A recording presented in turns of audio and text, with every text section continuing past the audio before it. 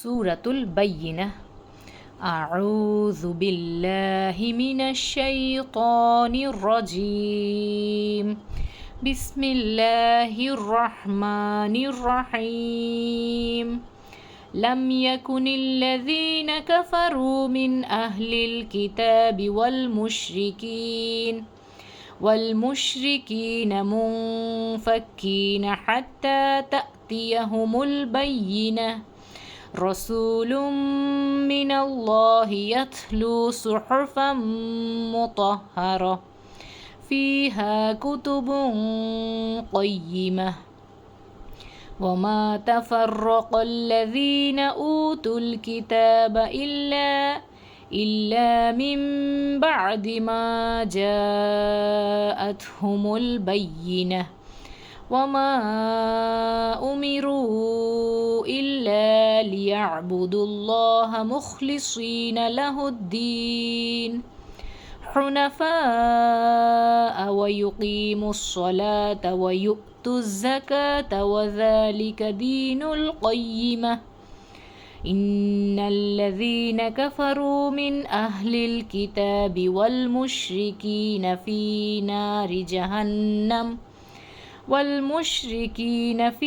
نار جهنم خالدين فيها أولئك هم شر البرية إن الذين آمنوا وعملوا الصالحات أولئك هم خير البرية جزاؤهم عند ربهم جنات عدن تجري من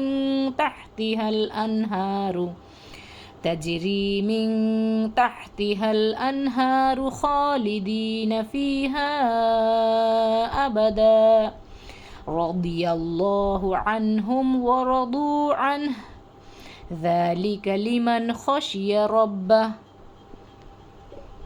অর্থ, যারা কুফরি করেছে সেই কিতাবী ও মুশরিকগণ ততক্ষণ পর্যন্ত নিবৃত হওয়ার ছিল না যতক্ষণ না তাদের কাছে সুস্পষ্ট প্রমাণ আসে।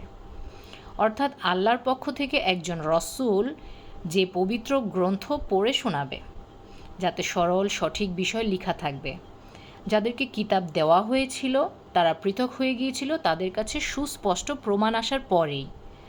তাদেরকে কেবল এই আদেশই করা হয়েছিল যে তারা আল্লাহর ইবাদত করবে, আনুগত্যকে একনিষ্ঠভাবে তার জন্যই খালেস রেখে এবং নামাজ কায়েম করবে ও জাকাত দেবে, আর এটাই সরল সঠিক উম্মতের দ্বীন। নিশ্চয়ই যারা কুফরি করেছে সেই কিতাবী ও মুশরিকগণ জাহান্নামের আগুনে যাবে, যেখানে তারা সর্বদা থাকবে। তারাই সৃষ্টির অধম, আর যারা ঈমান এনেছে ও সৎকর্ম করেছে তারাই সৃষ্টির সেরা। তাদের প্রতিপালকের কাছে তাদের পুরস্কার হলো স্থায়ী বাসের জান্নাত, যার নিচে নহর প্রবাহিত থাকবে, সেখানে তারা সর্বদা থাকবে।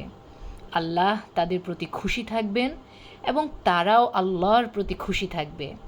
এইসব তার জন্য যে তার প্রতিপালককে ভয় করে।